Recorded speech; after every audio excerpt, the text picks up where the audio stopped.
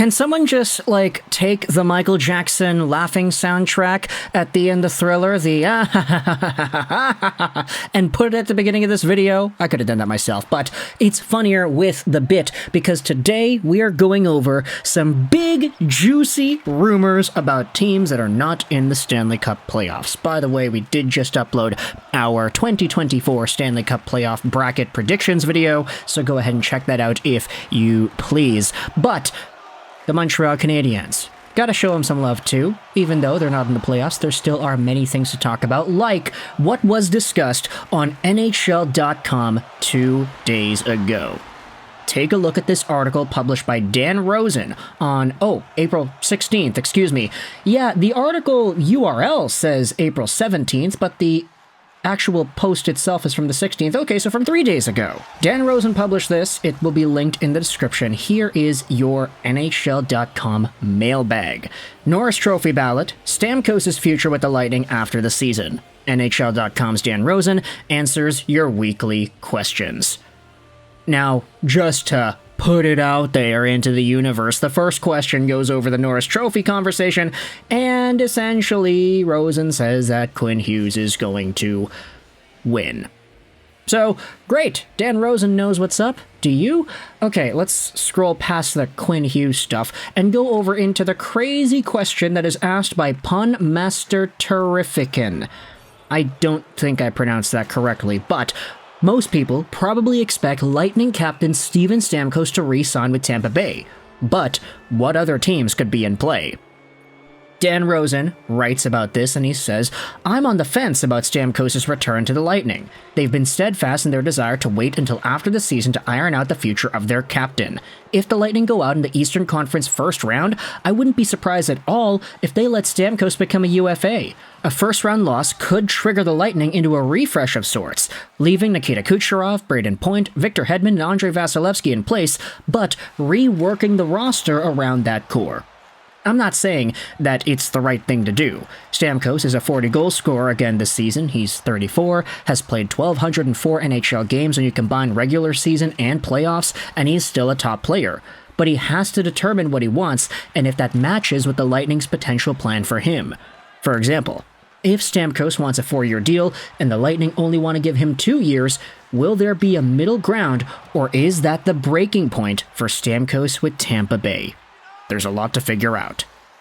Now, before we go into what makes this article and this question so intriguing to me, let's go over Stamkos, just talk about the profile. 6'1", 194, right-handed center winger, 34 years old. He's making $8.5 million a season, and this year he did have 81 points in 79 games played. Another 40-goal season like what he had 2 seasons ago, getting 106 total points, and heading into the postseason, he is expected to being a point-per-game-ish caliber guy still. Now, for Stamkos, you could say that he and Brayden Point are not necessarily like some of the top players like they were before, considering how much carrying Nikita Kucherov has done with this team the past few months. I mean, 144 points, 44 goals, 100 assists, one of 5 NHL players to ever do so. That is just absolutely nuts. Kucherov, in my opinion, is the MVP. I know McKinnon's probably going to win it, but I said that in the last video. I'll say it again here. With Steven Stamkos, though, being in the age range that he is at, he is the oldest out of these guys. The Points, the Kucherovs, the Vasilevskys, and the Hedmans. Stamkos is slightly older than everybody else. So, when it comes to the future, when it comes to the contract, when it comes to what everything could hold for Stammer, who knows if Stammer time is continuing in Tampa Bay? At least for Victor Hedman, he has signed on until the end of 2025, so he has an extra season until everything repeats for him next year. But for Steven Stamkos, this is what Dan Rosen goes out there and says in the event that a first-round exit does occur for the Lightning, and in the event that they let Stammer go to free agency. I think Stamkos will want to go to a big market team on the cusp of a bright future. The Montreal Canadiens make sense, especially with Martin St. Louis as their coach. Stamkos and St. Louis were close when they were teammates in Tampa Bay, and they're still tight. St. Louis would love to have a player like Stamkos to show the way in Montreal. He's the type of veteran, experienced, championship-caliber scorer and leader that they need. And, let's face it, Montreal is Montreal, a legendary hockey market, and playing for the Canadiens is special. That's the one that makes the most sense if Stamkos leaves. The other would be the Detroit Red Wings for a reunion with former Lightning and current Red Wings GM Steve Yzerman. Wow, I didn't even realize the Wings were included in this conversation too. But hey, baby, is that not just pretty great to talk about? Talk about two Steven Stamkos potential reunions. St. Louis and Stamkos, yeah, they dominated the 2013 shortened season. Martin St. Louis won the Art Ross. You want to get that magic back together again? Instead of being player and player, how about coach and veteran? How about Montreal opening up a right-handed spot on the power play for Stamkos to show a guy like Cole Caulfield what it takes to be a sniper in this league? Or how about Stammer goes over to Stevie Y's squad? He says, hey, you guys may not be bringing Patrick Kane back. You guys have this younger-ish kind of team with some older veteran guys, and you're in a position where you were competing for a playoff spot. Had the Philadelphia Flyers just not pulled the goalie, and had the Flyers just beaten the Capitals in a shootout or something, the Red Wings would have made the playoffs. They would be in this wildcard spot instead of Washington playing off against the Rangers. So, would Steven Stamkos be enticed to reunite with one of his former... What do you even call it? Like, the relationship between St. Louis and Stamkos was a teammate. The relationship between Stamkos and a GM was executive, so I don't really know what to say there. There's history between these two teams.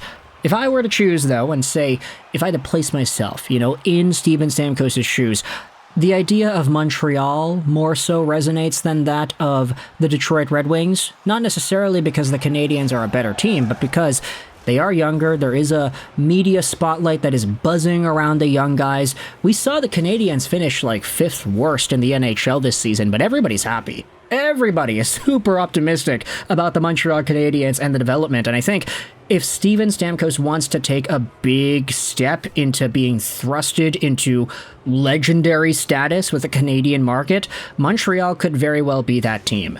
And the fact that he and St. Louis were so close on the ice together really does make it seem like this could be a fit. Of course, no disrespect to the Red Wings as well. I mean, you want to talk about Stamkos teaching Cole Caulfield how to be a consistent scorer? How about him teaching DeBrincat how to pot in 40 goals every single season? He kind of needs that, does he not? If there is no Patrick Kane coming back and you get Stamkos in Detroit, then how does that look? If you do bring Kane back and you have Stamkos in Detroit, how does that look? How does it look with a forward core of Raymond, Larkin, DeBrincat, Kane, Stamkos, and then whomever else you want to thrust in there? You want to bring back David Perron? Okay, sure. You want to have Seider and Edvinsson on D? Throwing passes up to Stammer? Yeah, okay, that sounds pretty good. Seider to Stammer, I like the alliteration there. But the question is, of course, whether or not Stevie Y or Kent Hughes would actually be interested in going after a guy like this. For the Red Wings in particular, we've been talking all this talk about the money because, hey, there are a lot of guys that need to come back. Raymond's going to need some money. He's going to get a lot of money, especially based off of his past few weeks. Moritz Seider's going to get a lot of dough as well. Patty Kane, if they bring him back, they could very well go to a higher cap hit for him.